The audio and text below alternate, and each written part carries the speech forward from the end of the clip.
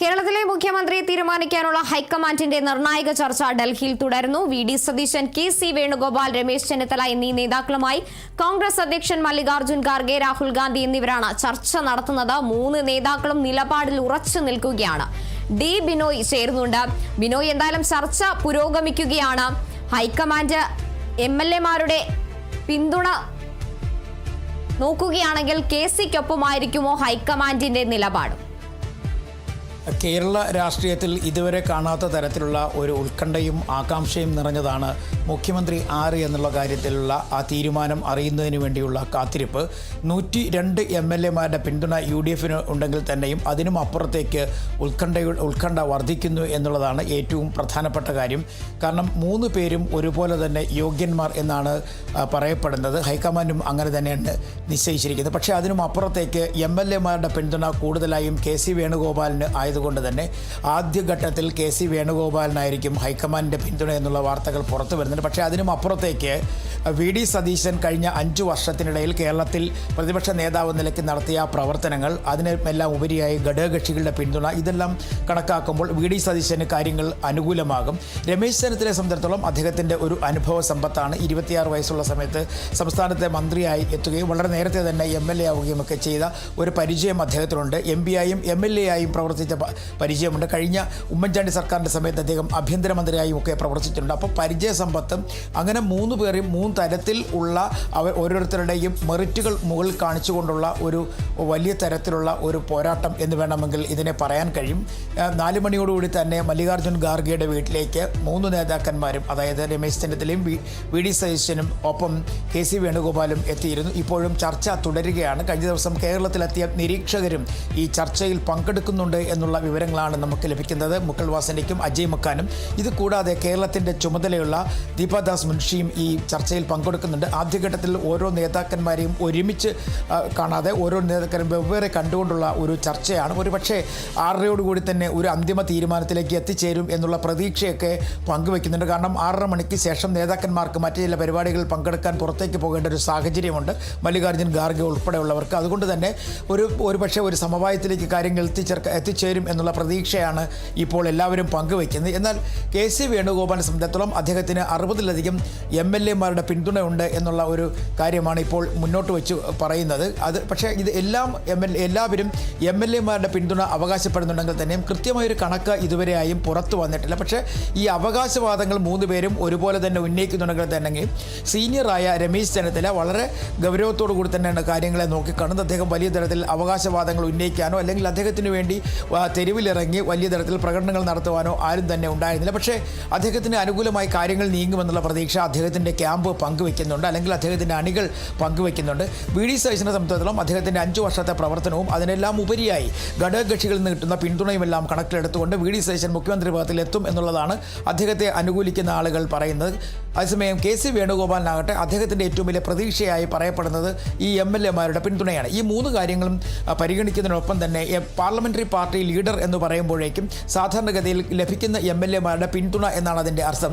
ഉമ്മൻചാണ്ടി സർക്കാരിൻ്റെ സമയത്തുമൊക്കെ തന്നെ ഇത്തരത്തിൽ ചില നീക്കങ്ങൾ നടത്തിയിരുന്നു. പാർലമെൻ്ററി പാർട്ടി ലീഡറെ കണ്ടെത്തുന്നതിന് വേണ്ടി MLA-മാരുടെ എണ്ണം കണക്കാക്കിയിരുന്നു. പക്ഷേ നമ്മൾ മനസ്സിലാക്കേണ്ടത് കർണാടകയിൽ ഉൾപ്പെടെ ഉള്ള സംസ്ഥാനങ്ങളിൽ നേരത്തെ DK ശിവകുമാറിന് മുഖ്യമന്ത്രി പദം കിട്ടും എന്ന് പറഞ്ഞിരുന്നെങ്കിൽ തന്നെ അവസാനം അദ്ദേഹത്തെ അത് ലഭിക്കാതെ പോയൊരു സാഹചര്യം. സ്വാഭാവികമായും വലിയ ഭൂരിപക്ഷങ്ങൾ ലഭിക്കുന്ന സ്ഥലങ്ങളിലൊക്കെ തന്നെ ആദ്യം നമ്മൾ മനസ്സിലാക്കിയിടത്തോളം ആദ്യം പ്രഖ്യാപിക്കപ്പെടുന്ന പേരുകളൊന്നും തന്നെ ഈ മുഖ്യമന്ത്രിയായി എത്തുന്ന ഒരു പതിവ് കാണുന്നില്ല. അതുകൊണ്ട് തന്നെ കേരളത്തിലും അത്തരം കാര്യങ്ങളൊക്കെ സംഭവിച്ചാൽ അതിലൊരു അതിശയം കാണേണ്ടതില്ല എന്നാണ് രാഷ്ട്രീയ നിരീക്ഷകർ ഉൾപ്പെടെയുള്ളവർ പറയുന്നത്. പക്ഷേ ഒരു കാര്യത്തിൽ വ്യക്തതയാണ്. എന്തായാലും ഇന്ന് തന്നെ മുഖ്യമന്ത്രി ആര് എന്നുള്ള കാര്യത്തിലേക്ക് ഒരു അന്തിമ തീരുമാനത്തിലേക്ക് എത്തിച്ചേരാൻ കഴിയും.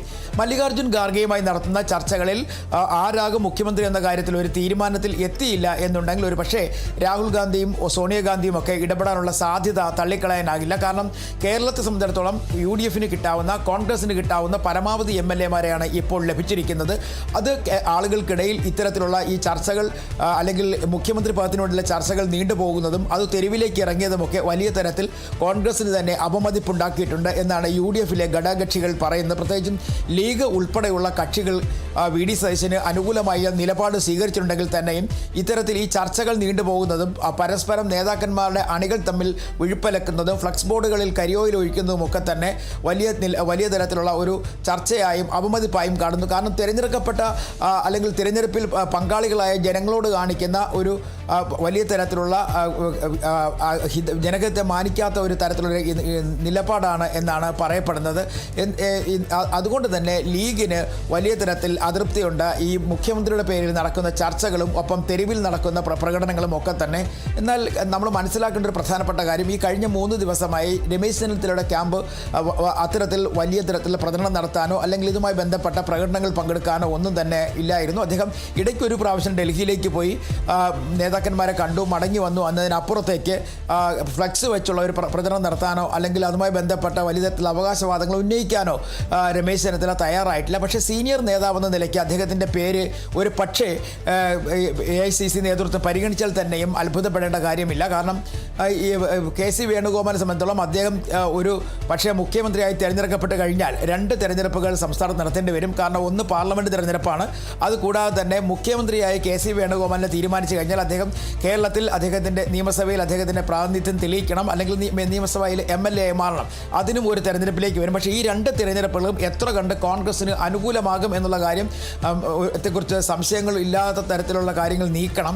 പ്രത്യേകിച്ചും പാർലമെൻറ്റ് തിരഞ്ഞെടുപ്പിൽ ആലപ്പുഴയിലാണ് പാർലമെൻറ്റ് തിരഞ്ഞെടുപ്പ് വരിക. ഒരു നിർണായക ഘട്ടത്തിൽ ആലപ്പുഴയിൽ ഇത്രയധികം വോട്ട് നേടി വിജയിച്ച് KC വേണുഗോപാലിന് അടുത്ത ഒരു പാർലമെൻറ്റ് തിരഞ്ഞെടുപ്പിലേക്ക് വരുമ്പോൾ പകരക്കാരന് ഇത്ര വോട്ട് നേടാൻ കഴിയുമോ അല്ലെങ്കിൽ കോൺഗ്രസിന് അനുകൂലമാകുമോ എന്നുള്ള കാര്യങ്ങളൊക്കെ തന്നെ വലിയ തരത്തിൽ കോൺഗ്രസിനകത്ത് തന്നെ ഒരു സംശയവും ചർച്ചയുമായി മാറുന്നുണ്ടെങ്കിൽ തന്നെയും നിലവിലെ സാഹചര്യത്തിൽ ഈ ഒരു 3 പേരുടെയും പേരിന് അപ്പുറത്തേക്ക് മറ്റ് തലങ്ങളിലേക്കോ മറ്റാളുകളിലേക്കോ ഇതൊന്നും തന്നെ പോകാൻ സാധ്യതയില്ല. ഈ 3 പേരുകളും തന്നെയാണ് ചർച്ച ചെയ്യപ്പെടുന്നത്. 4 മണിക്ക് ചർച്ച തുടങ്ങിയിരിക്കുന്നു. ഇതിൽ നമ്മൾ മനസ്സിലാക്കേണ്ടത് ലീഗിനെ സംബന്ധിച്ചിടത്തോളം അവർ കഴിഞ്ഞ ദിവസങ്ങളിലൊക്കെ ഒരു കടുത്ത നിലപാട് സ്വീകരിച്ചിരുന്നെങ്കിൽ തന്നെയും ഇപ്പോൾ അത്തരം നിലപാടുകളൊന്നും തന്നെ അവർ പറയുന്നില്ല. നിലവിലെ ഇത്തരം ചർച്ചകൾ തുടരുമ്പോഴും ലീഗ് അവരുടെ ഒരു വ്യക്തമായ ഒരു കാഴ്ചപ്പാടുണ്ട്. അതായത് വി.ഡി. സതീശൻ മുഖ്യമന്ത്രിയായി വരണം എന്നൊരു താല്പര്യം അവർ പറയുന്നുണ്ടെങ്കിൽ തന്നെയും വളരെ വേഗത്തിൽ മുഖ്യമന്ത്രിയെ തീരുമാനിച്ചുകൊണ്ട് മന്ത്രിസഭ അംഗങ്ങളെ തീരുമാനിച്ചുകൊണ്ട് സത്യപ്രതിജ്ഞയിലേക്ക് കടക്കണം എന്നുള്ള ഒരു ആവശ്യം തന്നെയാണ് ഘടകകക്ഷിയിലെ ഒട്ടുമിക്ക നേതാക്കന്മാർക്കും ഉള്ളത്. അതുകൊണ്ട് തന്നെ ചർച്ചകൾ വലിച്ചിഴച്ച് തെരുവിലേക്ക് കൊണ്ടുപോകുന്നതിനോട് വിയോജിപ്പ് AICC നേതൃത്വത്തിനുമുണ്ടായിരുന്നു. രാഹുൽ ഗാന്ധിക്കും അതിനോട് കടുത്ത വിയോജിപ്പാണ് ഉള്ളത്. അതുകൊണ്ട് ഇന്ന് തന്നെ ഒരു പക്ഷേ ചർച്ചകൾ പൂർത്തിയാക്കാൻ കഴിയും. ആരായിരിക്കും മുഖ്യമന്ത്രി എന്നുള്ള കാര്യത്തിൽ ഒരുപക്ഷെ ഒരു തീരുമാനത്തിൽ എത്തിച്ചേരാൻ കഴിയുമെന്നുള്ള പ്രതീക്ഷ നേതാക്കന്മാർ തന്നെ പങ്കുവയ്ക്കുന്നുണ്ട്. എന്തായാലും ചർച്ച തുടങ്ങി കഴിഞ്ഞിരിക്കുന്നു. ഏകദേശം 1 മണിക്കൂർ സമയം ചർച്ച തുടങ്ങി പിന്നിട്ട് കഴിഞ്ഞിരിക്കുകയാണ്. ഈ 3 MLA-മാർക്കും അപ്പുറത്തേക്ക് നിരീക്ഷകർ ഉൾപ്പെടെയുള്ളവർ ഇതിൽ പങ്കെടുക്കുന്നു എന്നുള്ളൊരു പ്രത്യേകത കൂടി. മാത്രവുമല്ല, ഏതെങ്കിലും തരത്തിലൊരു പ്രതിസന്ധി ഘട്ടത്തിലേക്ക് വരികയാണെങ്കിൽ സംസ്ഥാനത്തെ മുതിർന്ന നേതാക്കന്മാരുടെ അഭിപ്രായം കൂടി ആരായും. പ്രത്യേകിച്ചും AK ആൻ്റണി ഉൾപ്പെടെയുള്ള നേതാക്കന്മാരോട് കാര്യങ്ങൾ തിരക്കി അവരുടെ ഒരു പിന്തുണ കൂടി നേടിക്കൊണ്ടായിരിക്കും ഒരുപക്ഷെ AICC മുന്നോട്ട് പോകുക. കാരണം AICC നിരീക്ഷകർ കേരളത്തിൽ ആദ്യം എത്തിയപ്പോൾ തന്നെ AK ആൻ്റണിയെ കണ്ട് ചർച്ച നടത്തിയിരുന്നു. ഒപ്പം നിയുക്ത MLA-മാരെ കാണുന്നതിന് തൊട്ട് മുമ്പ് മുതിർന്ന നേതാക്കന്മാരുമായി ചർച്ച നടത്തിയിരുന്നു. അതിനുശേഷമാണ് നിയുക്ത MLA-മാരുമായുള്ള കൂടിക്കാഴ്ച നടത്തിയിരുന്നത്. അതുകൊണ്ട് തന്നെ കൃത്യമായി ഈ നിരീക്ഷകരുടെ നടപടിക്രമങ്ങൾ അവർ നടത്തിയ നടപടിക്രമങ്ങളൊക്കെ കൃത്യമായി മുന്നോട്ട് പോകുന്നുണ്ട്. എന്നാൽ അതിൽ നിന്നും വ്യത്യസ്തമായി KCയുടെ ക്യാമ്പിൽ വലിയ തരത്തിലുള്ള ഒരു പ്രതീക്ഷ ഉണ്ട് എന്നുള്ളതാണ് എടുത്തു പറയേണ്ട ഒരു പ്രധാനപ്പെട്ട കാര്യം. കാരണം ഈ പ്രതീക്ഷ അദ്ദേഹം മുഖ്യമന്ത്രിയാകും എന്നുള്ളത് തന്നെയാണ് അവർ വെച്ച് പുലർത്തുന്നത്. എന്തായാലും അതിനും അപ്പുറത്തേക്ക് കാര്യങ്ങൾ നീങ്ങുമോ, ഒരു സമവായത്തിൽ എത്തിച്ചേരുമോ എന്നുള്ളതൊക്കെ തന്നെ അല്പസമയത്തിനുള്ളിൽ അറിയാൻ കഴിയും. എന്തായാലും ചർച്ച ഇപ്പോഴും പുരോഗമിക്കുകയാണ്.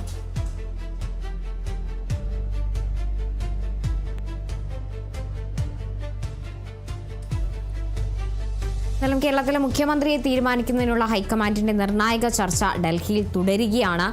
നേതാക്കളുമായി അടക്കം മല്ലികാർജ്ജുൻ ഖാർഗെയും രാഹുൽ ഗാന്ധിയും എന്നിവരാണ് ചർച്ച നടത്തുന്നത്. ബിനോയ്, അതുപോലെ തന്നെ ഇപ്പോൾ ചർച്ചകൾ നിർണായകമാകുമ്പോൾ തങ്ങളുടെ നിലപാടിൽ 3 നേതാക്കളും ഉറച്ചു നിൽക്കുകയാണ്. ആ സാഹചര്യത്തിൽ ഇനിയിപ്പോൾ MLA-മാരുടെ പിന്തുണയായിരിക്കുമോ ഹൈക്കമാൻഡ് മുൻതൂക്കം നൽകുക?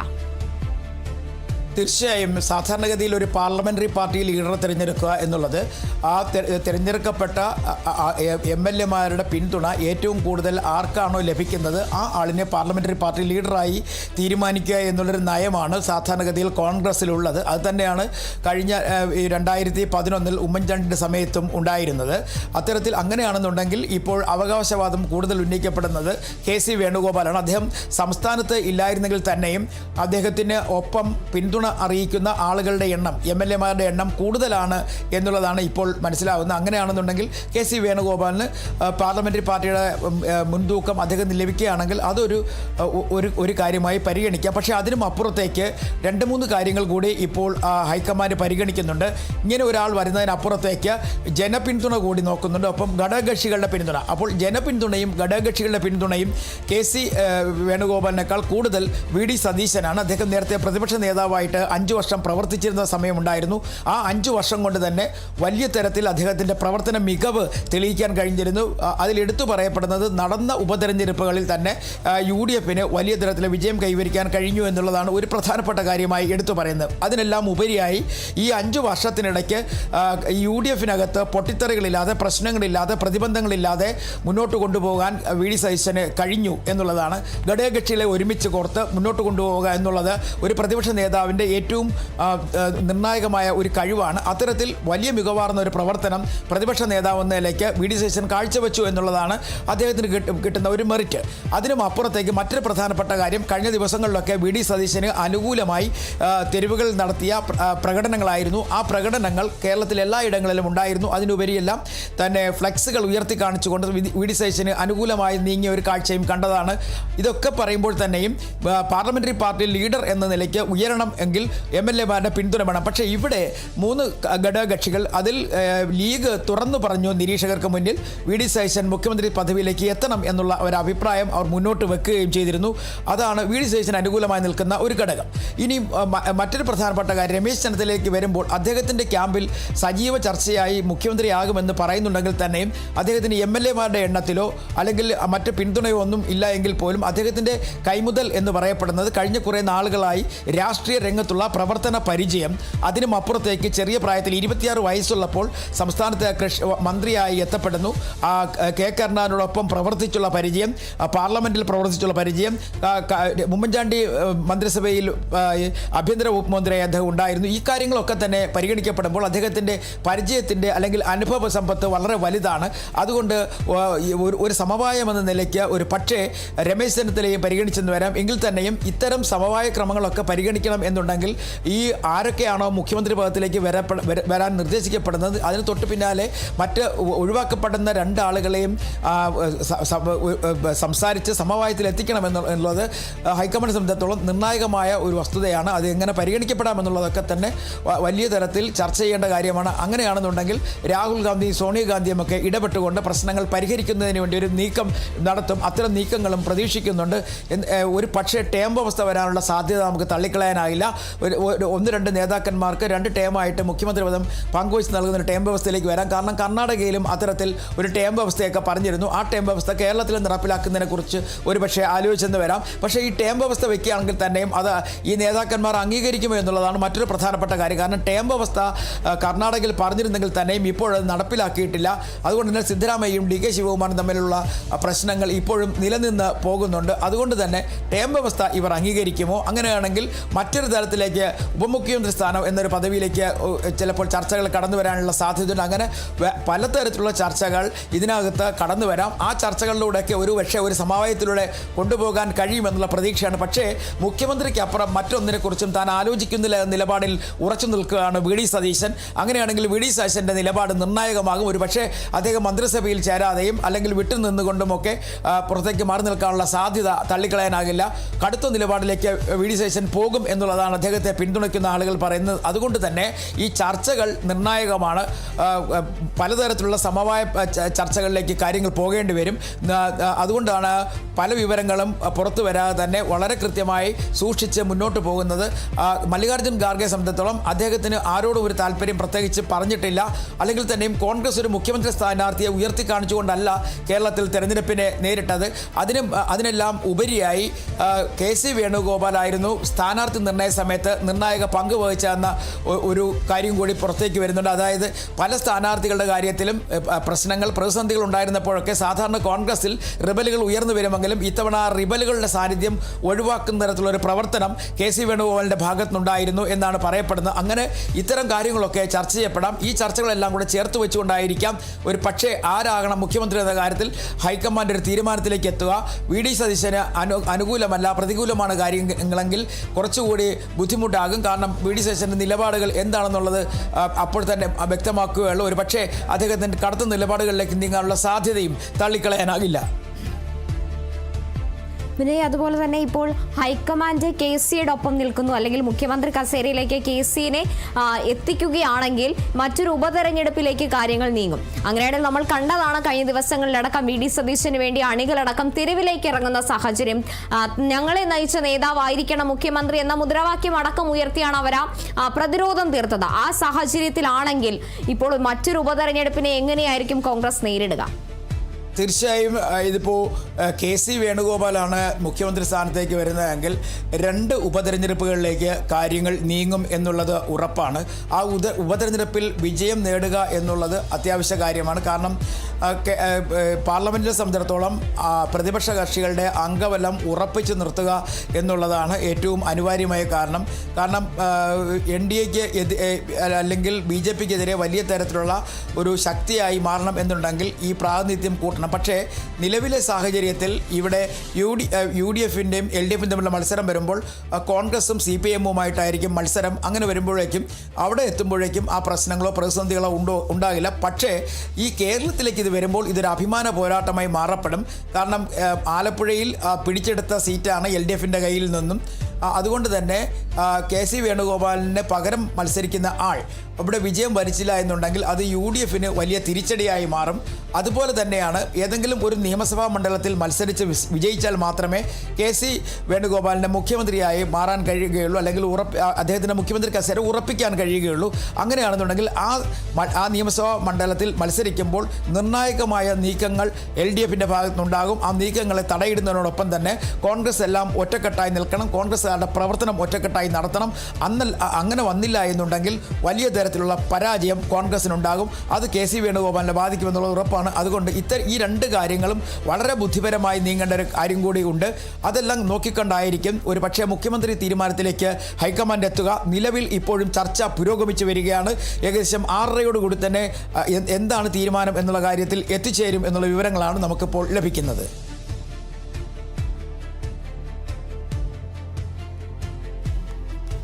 എന്നാലും കേരളത്തിലെ മുഖ്യമന്ത്രി തീരുമാനിക്കാനുള്ള നിർണായക ചർച്ചകൾ പുരോഗമിക്കുകയാണ്. ഇപ്പോൾ ചർച്ച 1 മണിക്കൂർ കൂടി പിന്നിടുന്ന സാഹചര്യമാണ് നിലവിലുള്ളത്.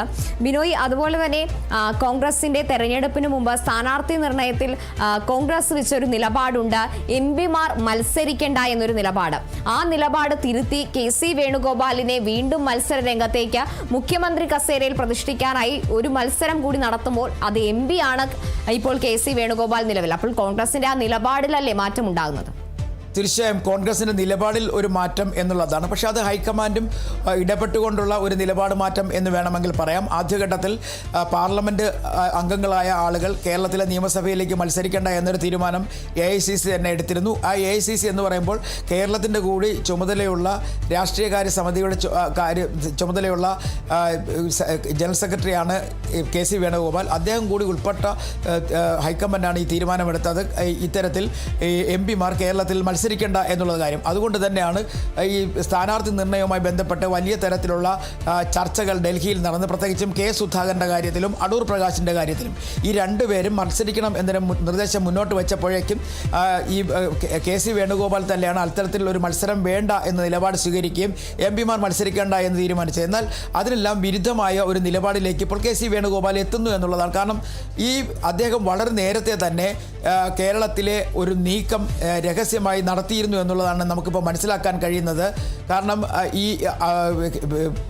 LDF സർക്കാരിനെതിരെ വലിയ തരത്തിലുള്ള ഭരണവിരുദ്ധ വികാരം ഉണ്ടാവാൻ സാധ്യതയുണ്ട്. ആ ഭരണവിരുദ്ധ വികാരം UDFന് അനുകൂലമാകും എന്ന് മനസ്സിലാക്കിക്കൊണ്ട് തന്നെ അദ്ദേഹത്തിൻ്റെ പക്ഷത്തേക്ക് എത്തിക്കാനുള്ള MLAമാരെ പോലും അദ്ദേഹം തീരുമാനിച്ചു, പ്രവർത്തിച്ചു എന്നുള്ളതാണ് നമുക്ക് ലഭിക്കുന്ന വിവരങ്ങൾ. അങ്ങനെ ഒരു കൂട്ടായ യത്നത്തിലൂടെ ആരൊക്കെ ഒപ്പം നിർത്തണം, എങ്ങനെയായിരിക്കും MLAമാർ, ആരെയൊക്കെ ജയിപ്പിച്ചാൽ MLAമാരാക്കാം, അങ്ങനെ ആകുന്ന MLAമാർ ഒപ്പം നിൽക്കുമോ എന്ന കൃത്യമായ ഒരു പരീക്ഷണവും പഠനവും നടത്തി അദ്ദേഹത്തിന് താല്പര്യമുള്ള ആളുകളെ മത്സരിപ്പിച്ച് വിജയിപ്പിച്ച ഒരു സാഹചര്യം കൂടിയുണ്ട്. അതുകൊണ്ടാണ് അദ്ദേഹത്തിന് ഇപ്പോൾ നിയമസഭയിൽ അല്ലെങ്കിൽ നിയമസഭാ സാമാജികരുടെ എണ്ണം എടുക്കുമ്പോൾ KC വേണുഗോപാലിന് അനുകൂലമായി നിൽക്കുന്ന ആളുകളുടെ എണ്ണം കൂടുതൽ എന്ന് പറയപ്പെടുന്നത്. നിലവിൽ അത്തരത്തിൽ കൂടുതൽ ഉണ്ട് എങ്കിൽ തന്നെയും നേരത്തെ ഞാൻ സൂചിപ്പിച്ചതുപോലെ തന്നെ ഒരു 2 ഉപതെരഞ്ഞെടുപ്പുകൾ ഒരേ സമയം സംസ്ഥാനത്ത് നടക്കേണ്ടി വരും. ആ ഉപതെരഞ്ഞെടുപ്പുകൾ നടക്കുമ്പോഴുണ്ടാകുന്ന പ്രതിസന്ധി കോൺഗ്രസിനെ സംബന്ധിച്ചിടത്തോളം വലിയ തരത്തിൽ ഉയരാനുള്ള സാധ്യത തള്ളിക്കളയാനാകില്ല. കാരണം UDFനെ സംബന്ധിച്ചിടത്തോളം അവരുടെ പ്രസ്റ്റീജ് പ്രശ്നമാണ് മുഖ്യമന്ത്രിയെ വിജയിപ്പിച്ച് നിയമസഭയിലെ സ്ഥാനം ഉറപ്പിക്കുക എന്നുള്ളത്. അതുകൊണ്ട് തന്നെ എന്ത് അടവുകളും ഉപയോഗിച്ച് കോൺഗ്രസ് മുന്നോട്ട് പോകും. പക്ഷേ ഒരു മുഖ്യമന്ത്രിയായി മത്സരിക്കുന്ന ആളിനെ അല്ലെങ്കിൽ നിയമസഭയിലേക്ക് അവസരം തേടുന്ന ഒരാളിനെ പരാജയപ്പെടുത്തുക എന്നുള്ളതാണ് CPIMൻ്റെ നീക്കം. അത് നേരത്തെയൊക്കെ തന്നെ അത്തരത്തിലൊരു നീക്കത്തിലൂടെ മന്ത്രിയായ അയാൾ പരാജയപ്പെട്ട ചരിത്രം ഉണ്ടായിട്ടുണ്ട്. അതായത് മത്സരത്തിൽ പരാജയപ്പെട്ടൊരവസരം ഒക്കെ ഉണ്ടായിട്ടുണ്ട്. പക്ഷേ അത്തരത്തിലുള്ള കാര്യങ്ങളൊക്കെ കോൺഗ്രസിൻ്റെ മുന്നിൽ നിൽക്കുമ്പോഴാണ് ഇപ്പോൾ ഇത്തരത്തിൽ ഒരു നീക്കം, അതായത് KC വേണുഗോപാലിന് അനുകൂലമായൊരു നീക്കം ഹൈക്കമാൻഡിൻ്റെ ഭാഗത്ത് ഉണ്ടാകുന്നതെന്നുള്ളതാണ് ഏറ്റവും വിചിത്രമായൊരു കാര്യം. എന്തായാലും അത്തരത്തിൽ ഈ ചർച്ചകളൊക്കെ ഇപ്പോഴും വളരെ വേഗത്തിൽ നടന്നുകൊണ്ടിരിക്കുന്നു. എന്തായാലും വലിയ താമസമില്ലാതെ തന്നെ ഇതുമായി ബന്ധപ്പെട്ട വിവരങ്ങൾ പുറത്തു വരും എന്നുള്ളതാണ് നമുക്ക് മനസ്സിലാക്കാൻ കഴിയുക. വലിയ കാലതാമസമില്ലാതെ തന്നെ സത്യപ്രതിജ്ഞാ ചടങ്ങുകളിലേക്ക് കടക്കും. ഇന്ന് മുഖ്യമന്ത്രി കാര്യത്തിൽ തീരുമാനമാവുകയാണ് എന്നുണ്ടെങ്കിൽ 2 ദിവസത്തിനുള്ളിൽ തന്നെ സത്യപ്രതിജ്ഞയ്ക്കുള്ള ചടങ്ങുകളിലേക്ക് കടക്കും. വേഗത്തിൽ മന്ത്രിസഭ രൂപീകരിക്കും. ഉടൻ തന്നെ MLAമാരുടെ സത്യപ്രതിജ്ഞയിലേക്ക് കാര്യങ്ങൾ എത്തിച്ചേരും. അങ്ങനെ എല്ലാം വേഗത്തിലാക്കാൻ ഉള്ള നീക്കങ്ങൾ KPCCയുടെ ഭാഗത്ത് നിന്ന് നടക്കുന്നുണ്ടെങ്കിൽ തന്നെയും പക്ഷേ മുഖ്യമന്ത്രിയുടെ കാര്യത്തിൽ ഒരു അന്തിമ തീരുമാനത്തിലേക്ക് എത്തുന്നതിലാണ് ഇപ്പോൾ ചർച്ചകൾ നീണ്ടുപോകുന്നത്. അതുപോലെ തന്നെ ഇനി മറ്റൊരു കടമ്പ മന്ത്രിമാരെ നിയമിക്കുന്ന കാര്യത്തിൽ അല്ലെങ്കിൽ മന്ത്രിമാരെ തിരഞ്ഞെടുക്കുന്ന കാര്യത്തിലാണ്. കോൺഗ്രസിനെ സംബന്ധിച്ചിടത്തോളം അതിനകത്ത് ഗ്രൂപ്പ് അടിസ്ഥാനത്തിൽ കാര്യങ്ങൾ ഒരു പക്ഷേ നീങ്ങിക്കഴിഞ്ഞാൽ വലിയ തരത്തിലുള്ള പ്രതിസന്ധിയിലേക്ക് പോകാൻ സാധ്യതയുണ്ട്. യുവ MLAമാർ പലരും മന്ത്രിപദം മോഹിക്കുന്നവരാണ്. അവരെ കൂടി ഉൾപ്പെടുത്താൻ കഴിയുമോ, അതല്ല പഴയ ആളുകളെ ഉൾപ്പെടുത്തി മുന്നോട്ട് പോകണമോ, ഇത്തരം കാര്യങ്ങളൊക്കെ വലിയ തലവേദനയായി മാറപ്പെടാനുള്ള സാധ്യത തള്ളിക്കളയാനാവില്ല. അതേസമയം ഘടകകക്ഷികളെ സംബന്ധിച്ചിടത്തോളം അവർ ആരൊക്കെയായിരിക്കും മന്ത്രിമാരെന്നുള്ള കാര്യത്തിൽ ആ പാർട്ടിക്കകത്ത് തന്നെ ഒരു അന്തിമ തീരുമാനത്തിലേക്ക് എത്തിച്ചേർന്നിരിക്കുന്നു. ഏറെ നിർണായകമാണ് കേരളത്തെ സംബന്ധിച്ചിടത്തോളം. നമുക്കറിയാവുന്നതുപോലെ തന്നെ VD സതീശിനെ അനുകൂലിച്ച് അണികളെല്ലാം തെരുവിലിറങ്ങിയ സാഹചര്യമാണ്. സോഷ്യൽ മീഡിയയിലടക്കം ഹാഷ്ടാഗോടെ VD സതീശിന് വേണ്ടി ജനങ്ങൾ മുറവിളി കൂട്ടുമ്പോൾ ഹൈക്കമാൻഡ് ആർക്കൊപ്പം നിൽക്കുമെന്നത് ഏറെ നിർണായകമാണ്. എന്തായാലും നിർണായക ചർച്ചകൾക്കൊടുവിൽ നമ്മൾക്കറിയാം കേരളത്തിന്റെ മുഖ്യമന്ത്രി കസേരയിലേക്ക് ആരെയായിരിക്കും ഹൈക്കമാൻഡ് നിർണയിക്കുക എന്നുള്ളത്. ഡിബിനോയാണ് വിവരങ്ങൾ നൽകിയത്.